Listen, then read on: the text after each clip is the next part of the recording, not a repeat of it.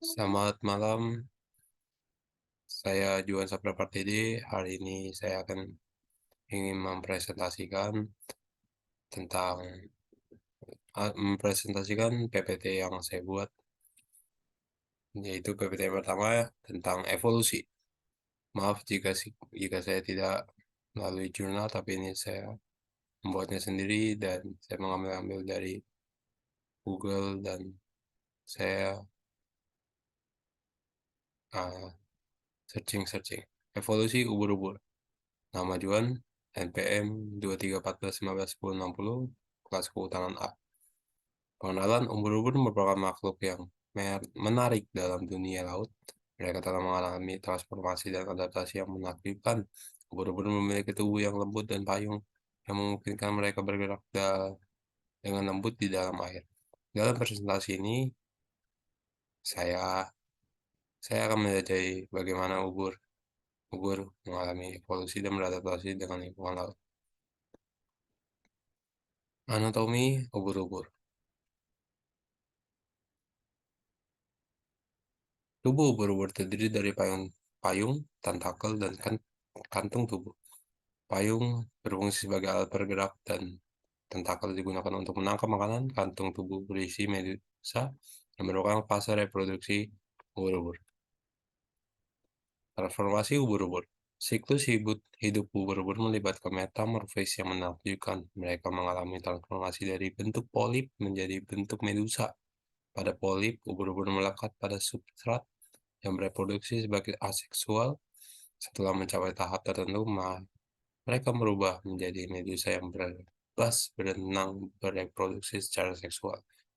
Dan selanjutnya adaptasi ubur-ubur. Adaptasi ubur-ubur adalah memiliki berbagai adaptasi yang memungkinkan mereka bertahan hidup dalam lingkungan laut yang keras. Beberapa adaptasi tersebut menggunakan tentakel berjaring yang digunakan untuk menangkap mangsa dan sel Cynodacty Cidocite yang menghasilkan sengatan berbisa.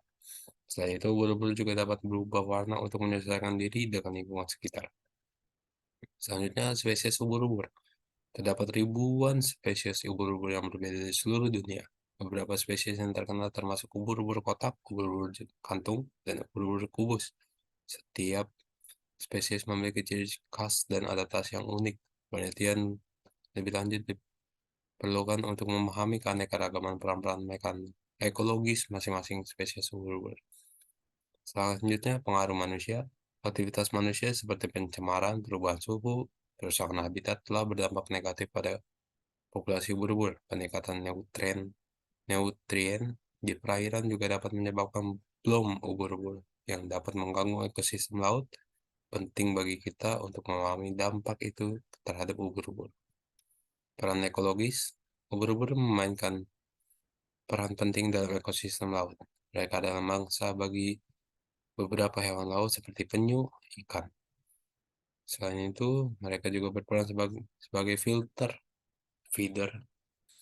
yang membersihkan air dari organisme kecil. Manfaat dan ancaman. Ubur-ubur memiliki manfaat dan ancaman bagi manusia. Beberapa spesies ubur-ubur dapat digunakan dalam penelitian medis dan kosmetik, sementara spesies lainnya dapat menyebabkan sensasi terbakar ketika bersentuhan dengan kulit manusia. Pentingnya bagi kita untuk memahami manfaat dan ancaman ini guna keseimbangan dan keberlanjutan ekosistem laut. Selanjutnya ada inovasi dari ubur-ubur. Bentuk dan adaptasi ubur-ubur telah menginspirasi inovasi teknologi. Contohnya, robot ubur-ubur telah dikembangkan untuk digunakan dalam penjelajahan laut dan pemantauan lingkungan. Selain itu, sifat bioluminesensi ubur-ubur telah digunakan sebagai inspirasi dalam pengembangan lampu fosfor yang ramah lingkungan. Selanjutnya, konversi ubur-ubur. Melindungi populasi ubur-ubur sangat penting untuk menjaga keseimbangan ekosistem laut. Langkah-langkah konvensi termasuk mengurangi populasi, mengelola sumber daya laut dengan bijak, dan mengedukasi masyarakat tentang pentingnya ubur-ubur dalam ekosistem. Kesimpulan, yaitu ubur-ubur adalah makhluk yang menarik dengan transformasi dan adaptasi yang menafsirkan di dalam dunia laut. Mereka memiliki anatomi yang unik, siklus hidup yang menarik, dan berperan penting dalam ekosistem laut. Namun, aktivitas manusia dan perubahan lingkungan mengancam populasi ubur-ubur. Penting bagi kita untuk melindungi dan melestarikan spesies ini, guna menjaga keseimbangan dan keberlanjutan ekosistem laut. Terima kasih. Dan selanjutnya, saya akan menjelaskan tentang PPT yang saya buat, yaitu bab ekosistem. Yang saya ambil adalah temanya sebaran dan kondisi ekosistem perairan di Pulau Panampeang, Polewali, Mandar. Introduce, perkenalkan nama saya Juan Saputra Partidi, Kehutanan A, NPM 2314151060. Daftar isi yang saya buat adalah abstrak, ada abstraknya, ada pendahuluan, metode dan material, dan hasil pembahasan dan kesimpulan. Yang pertama abstraknya, ekosistem pesisir seperti mangrove, lamun, dan terumbu karang akan mengalami kerusakan dan diakibatkan oleh faktor abiotik dan gangguan akibat manusia atau antropogenik. Penelitian ini bertujuan untuk mengetahui jenis, sebaran, dan kondisi ekosistem di Pulau Panampeang, Polewali, Mandar. Penelitian ini dilaksanakan pada bulan April dan Desember 2018 pada Pulau Panampeang di Kecamatan Binuang, Kabupaten Polewali, Mandar, Sulawesi Barat. Kita masuk ke selanjutnya, pendahuluan. Poin yang pertama, ekosistem pesisir merupakan sumber daya alam yang terdapat di wilayah pesisir yang dapat dimanfaatkan oleh manusia baik secara langsung maupun tidak langsung. Poin kedua, ekosistem pesisir yang dimaksud seperti mangrove, ekosistem lamun, dan ekosistem terumbu karang. Poin yang ketiga ada Pulau Panampeang, merupakan gugusan pulau-pulau kecil yang berada di perairan Kabupaten Polewali, Mandar, Sulawesi Barat. Dan poin terakhir, selain mangrove, pulau tersebut memiliki sumber daya alam yang seperti padang lamun dan terumbu karang. Secara umum, fungsi ekologi ekosistem mangrove, terumbu karang, dan padang lamun sebagai daerah asuhan, daerah pemijahan, dan daerah tempat berlindung bagi biota. Selanjutnya kita masuk metode dan material. Metode dan material yang dipakai adalah penelitian ini dilaksanakan pada bulan April sampai Desember 2018 pada Pulau Panampeang di Kecamatan Binuang, Kabupaten Polewali, Mandar, Sulawesi Barat. Sampling ekosistem mangrove menggunakan plot berukuran 10 meter x 10 meter, mempunyai 4 stasiun pengamatan dengan 3 kali pengulangan setiap stasiun dengan berjarak pengulangan 5 m atau 5 meter, Kategori kondisi mangrove didasarkan pada Kempem Lingkungan Hidup nomor 201 tahun 2004. Identifikasi jenis menggunakan buku panduan pengenalan mangrove. Selanjutnya, hasil dan pembahasan. Ya, poin yang pertama, sebaran dan kerapatan mangrove. Secara umum, hutan mangrove adalah tanaman pepohonan atau komunitas tanaman yang hidup di antara laut dan daratan yang dipengaruhi oleh pasang surut. Hutan mangrove memiliki fungsi ekologi yang dilihat dari aspek fisika, kimia, dan biologi. Sebaran jenis yang luas, yaitu Avicennia alba, dan ditemukan pada semua ulangan stasiun penelitian, sedangkan jenis sebaran sempit yaitu Soneratia alba yang hanya ditemukan satu stasiun penelitian. Jumlah jenis mangrove yang ditemukan semua stasiun penelitian berkisar 1-3 jenis. Jumlah jenis terbanyak ditemukan pada stasiun 1, kerapatan mangrove dalam satuan HA di Pulau Panampeang berkisar 1.233 sampai 3.567 pohon per hektar. Kerapatan tertinggi didapatkan pada stasiun 4, sedangkan kerapatan terendah didapatkan pada stasiun 3. Selanjutnya, poin 02, yaitu sebaran presentasi jenis tutupan makhluk. Lamun adalah kelompok tumbuhan yang hidupnya di bawah permukaan air laut. Padang lamun merupakan ekosistem yang kompleks dan mempunyai fungsi penting bagi perairan. Jenis lamun ditemukan di perairan Pulau Panempéang, Kabupaten Polewali Mandar terdiri dari 5 jenis, yaitu Enca halus, Achorhides, Thalassicia, Hemprici, Cimodecea cerulata, Holodule pinifolia, dan Thalassodendron ciliatum. Ini tabelnya bisa saya jelaskan.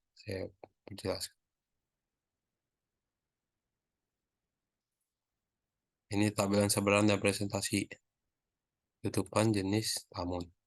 Ini merupakan 5 jenisnya yang berada di Kabupaten Polewali Mandar, Pulau Panempéang. Stasiunnya P1, P2, dan P3, P4, kerapatan tutupan, dan kondisi padang lamun. Semua baik dan tidak ada yang rusak. Saya akan melanjutkan presentasi. Kesimpulan dari PPT yang saya buat adalah jenis mangrove yang ditemukan pada Pulau Panempéang, yaitu Rhizopora mucronata, Avicennia alba, dan Soneratia alba, yang secara umum kondisi kerapatannya sangat padat. Jenis Avicennia alba memiliki sebaran yang luas, ditemukan pada semua stasiun penelitian, dan jenis lamun yang ditemukan yaitu Enca halus, Achoroides, Thalassicia hemprici, Cimodecea cerulata, Halopila ovalis, Halodule Thalassodendron ciliatum, dan Syringodium isoetifolium.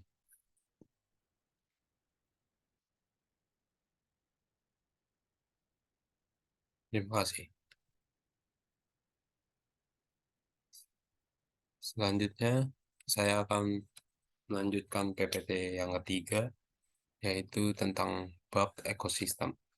Tema yang saya ambil adalah peran ekosistem hutan mangrove sebagai habitat untuk organisme laut.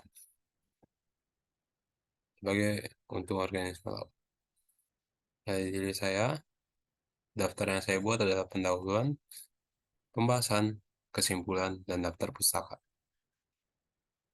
Pendahuluan. Indonesia merupakan suatu negara kepulauan yang terdiri dari 1.367 pulau dan mempunyai wilayah pantai sepanjang 54.716 km. Poin kedua, wilayah pantai atau pesisir ini banyak ditumbuhi hutan mangrove. Luas hutan mangrove di Indonesia sekitar 4.251.011,03 hektar, dengan penyebaran 15,46% di Sumatera, 2,35% di Sulawesi, 2,35% di Maluku, 9,02% di Kalimantan, 1,03% di Jawa, 0,18% di Bali dan NT, Nusa Tenggara, dan 69,43% di Irian Jaya. Selanjutnya pembahasan. Poin pertama, yaitu sebagai daerah peralihan antar laut dan daratan, hutan mangrove mempunyai gradien sifat lingkungan yang sangat ekstrim. Pasang surut air laut menyebabkan terjadinya perubahan beberapa faktor lingkungan yang besar, terutama suhu dan salinitas. Walaupun habitat hutan mangrove bersifat khusus, namun masing-masing jenis tumbuhan memiliki kisaran ekologi tersendiri, sehingga kondisi ini menyebabkan terbentuknya berbagai macam komunitas dan bahkan permintakan atau zonasi, sehingga kompetisi jenis berbeda satu tempat ke tempat lainnya. Poin ketiga, menurut Sanger 1981 dan dalam Anwar DKK 1984, salah satu fungsi ekosistem mangrove adalah sebagai fungsi biologi sebagai daerah pasca larva, dan yuwana, jenis-jenis ikan tertentu dan menjadi habitat alami berbagai jenis biota dengan produktivitas yang tinggi serta bersarangnya burung-burung besar. Poin keempat, ekosistem mangrove merupakan ekosistem peralihan antar darat dan laut yang dikenal memiliki peran dan fungsi yang sangat besar. Poin kelima, secara ekologis mangrove memiliki fungsi yang sangat penting dalam memainkan peranan sebagai mata rantai makanan di suatu perairan yang dapat menopang kehidupan berbagai jenis ikan, udang, dan moluska. Dilihat dari aspek fisik, hutan mangrove mempunyai peranan sebagai pelindung kawasan pesisiran dari hempasan angin, arus, dan ombak dari laut, serta berperan juga sebagai benteng dari pengaruh banjir dari daratan. Terciptanya keutuhan dan kelestarian ketiga ekosistem dari bahaya kerusakan tersebut dapat dapat menciptakan suatu ekosistem yang sangat luas dan kompleks serta dapat memelihara kesuburan, sehingga pada akhirnya dapat menciptakan dan memberikan kesuburan bagi perairan, kawasan pantai, dan sekitarnya. Selanjutnya, pengetahuan tentang organisme laut penghuni hutan mangrove di Indonesia hingga saat ini masih dirasakan sangat kurang, dan kalaupun ada orientasi, bukan pada aspek ekologinya, akan tetapi penekanannya cenderung pada aspek taksonominya. Sebagai fenomena yang terjadi pada hutan mangrove, yakni diciri-cirikan dengan adanya zonasi permintaan oleh jenis pendidikan dan jenis tumbuhan yang dominan, maka fauna penghuni mangrove pun juga memperlihatkan adanya permintaan. Selanjutnya, dengan terakhir, sedangkan penyebaran secara horizontal biasanya ditemukan pada jenis fauna yang hidup pada substrat, baik itu tergolong infauna, yaitu fauna yang hidup di lubang atau dalam substrat, maupun yang tergolong epifauna, yaitu fauna yang hidup bebas di atas substrat. Terakhir, kesimpulan. Poin pertama, berdasarkan hasil studi yang telah dilakukan dengan menggunakan metode deskriptif dari studi-studi literatur, maka dapat disimpulkan bahwa ekosistem hutan mangrove merupakan habitat penting bagi organisme laut. Umumnya didominasi oleh moluska, krustasea.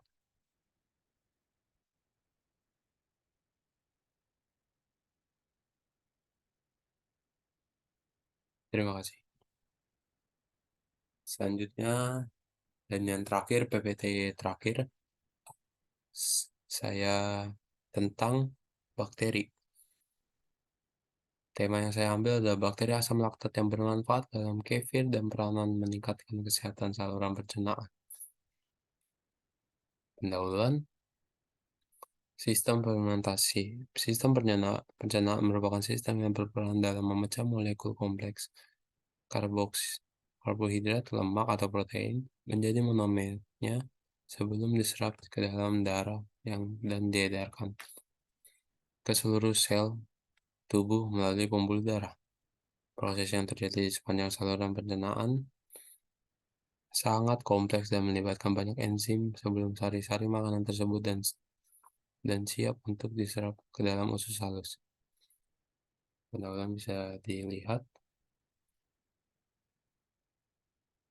Saya akan melanjutkannya, yaitu beberapa persyaratan tersebut adalah ada 3 persyaratannya. Yang pertama, kandidat probiotik tersebut hanya dapat bertahan dalam saluran pencernaan bagian atas, terutama lambung yang pH-nya dapat mencapai 2 unit pH ketika keadaan kosong. Kondisi asam ini akan berperan sebagai barrier pertama yang harus dilalui oleh kandidat probiotik sebelum mencapai usus besar, di mana mereka akan berperan dalam menekan dan menjaga keseimbangan gut mikrobiota sehingga usus akan menjadi sehat.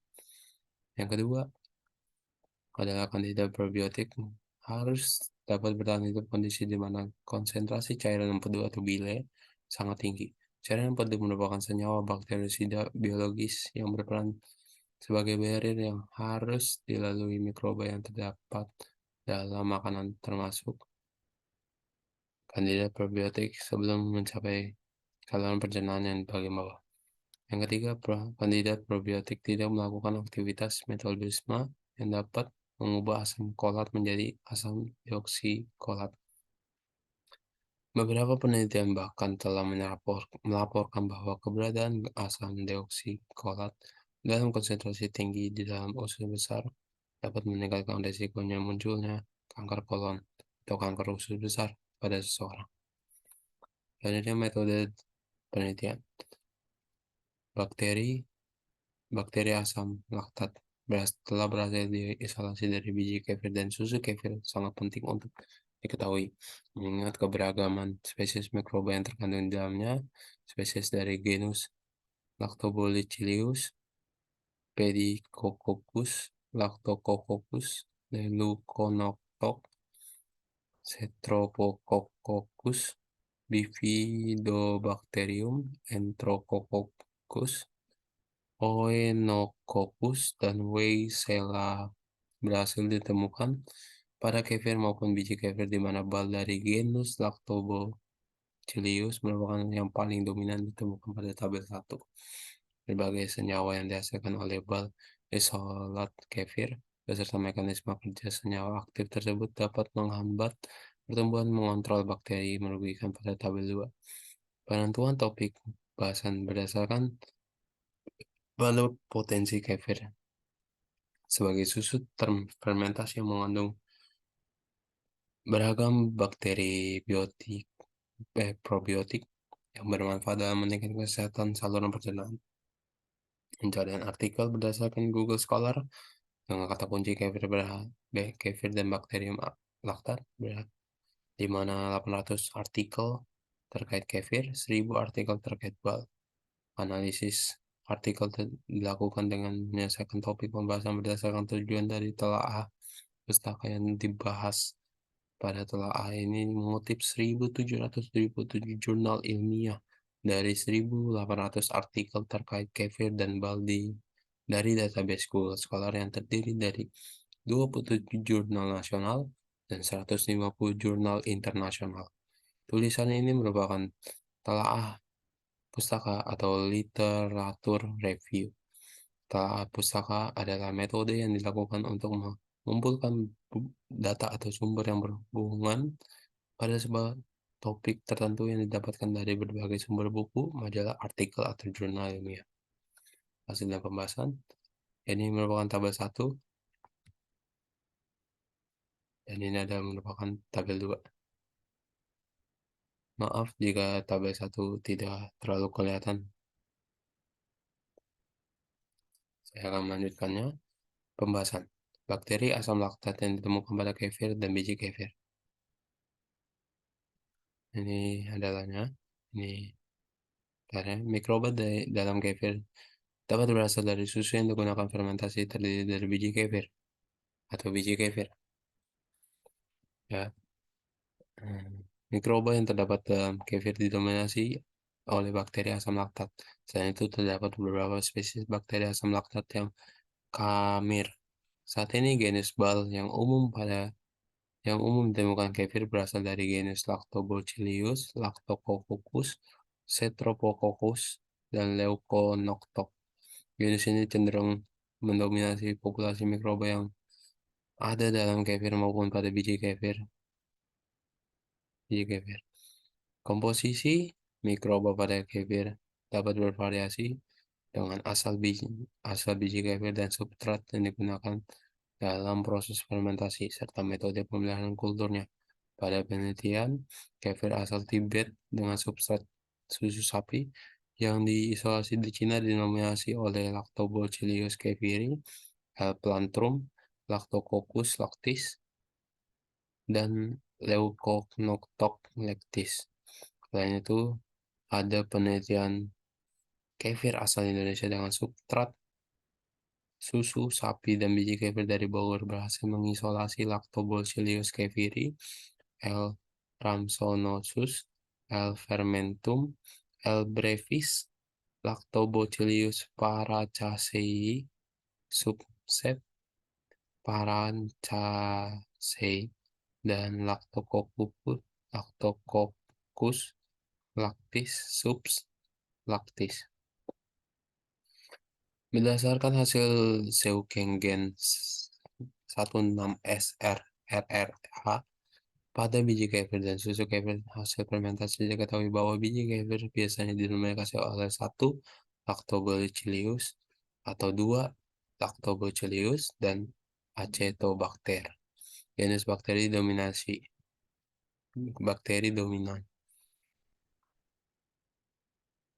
Variasi mikroba yang terdapat pada susu kefir dipengaruhi oleh asal biji kefir, substrat yang digunakan dalam proses fermentasi, dan lama waktu fermentasi. Selanjutnya ada peran bakteri asam laktat sebagai kandidat probiotik dalam proses pembuatan kefir. Kefir merupakan minuman susu fermentasi dengan rasa asam, tekstur kental seperti krim, kadar alkohol rendah, dan sedikit berkarbonasi yang dihasilkan melalui fermentasi biji kefir.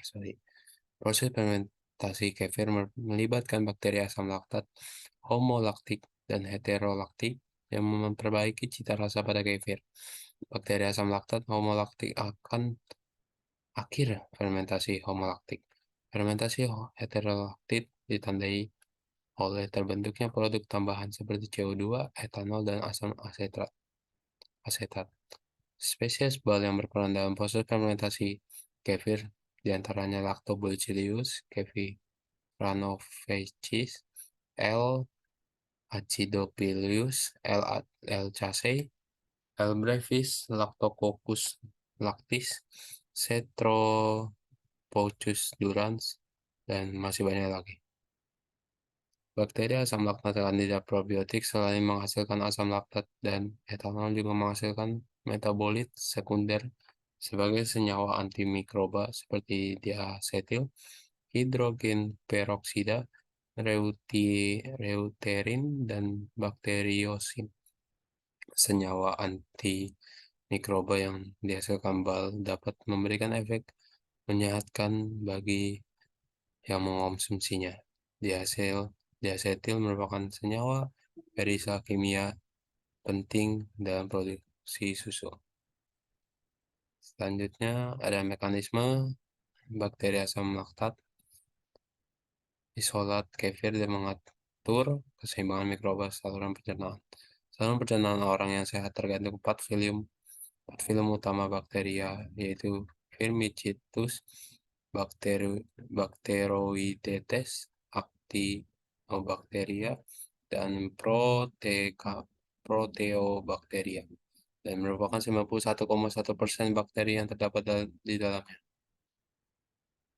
Keseimbangan populasi antar mikroba penghuni saluran pencernaan harus selalu terjaga, supaya proses pencernaan dapat berlangsung secara normal dan akibat berperan dalam memberi efek menyehatkan bagi inangnya. Kehadiran asam lemak rantai pendek SCFA seperti asam asetat, asam propionat, dan butirat dalam jumlah yang cukup di dalam saluran pencernaan manusia berperan sangat signifikan dalam menjaga keseimbangan dan kesehatan saluran pencernaan inangnya.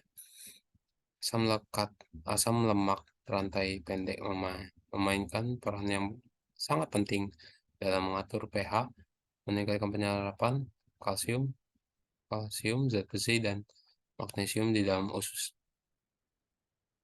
Beberapa peneliti melaporkan asam lemak rantai pendek SCFA memiliki efek yang sangat positif dalam menjaga keseimbangan mikroba saluran pencernaan dengan cara mencegah kolonisasi bakteri patogen pada epitel usus. Penelitian ini dilakukan oleh Fukuda dan lainnya berhasil mengungkap peran Bifidobacterium longum dalam menghasilkan asam asetat yang berfungsi dalam memberikan perlindungan pada usus, tikus, dan infeksi